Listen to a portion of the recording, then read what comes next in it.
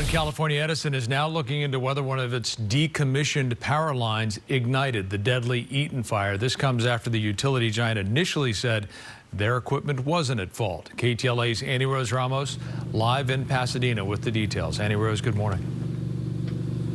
Hey, Frank, good morning to you. Yeah, the company now investigating those decommissioned lines, also known as zombie lines, saying one of them could have sparked the deadly fire.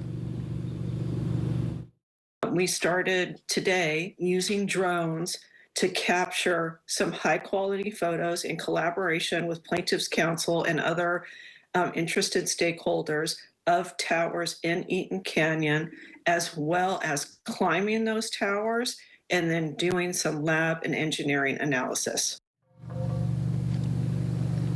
All right, guys, we are standing here with Mike Artinian and your client, Jeremy Gursey. Now, Mike, you are one of the attorneys in these cases. We just heard from SoCal Edison's representative. We're standing right below some of the towers as that investigation. They're sending their drones, they're sending their team, they're investigating. But where, in your point of the investigation process, do you stand? Well, we've been in court a number of times over the last several weeks trying to get a protocol in place with the court to get the evidence that we need preserved so we can pursue this case. So what has the company been blocking access to that? Well, we've had to engage the court to make sure that Edison preserves the evidence.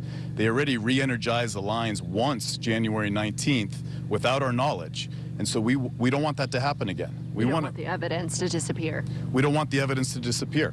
We want to be able to have our experts go out there.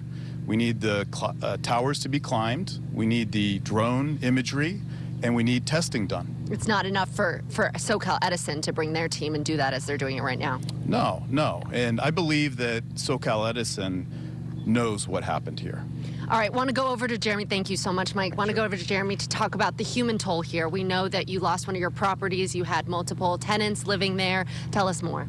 Well, it was just, I put my whole life savings and energy into really building a community, and that community brought me joy, brought the tenants joy, and it's just been a real emotional experience because everything is gone, everything's destroyed, and I'm just trying to move on and move forward. Before we go, why is it important for you to be part of this lawsuit?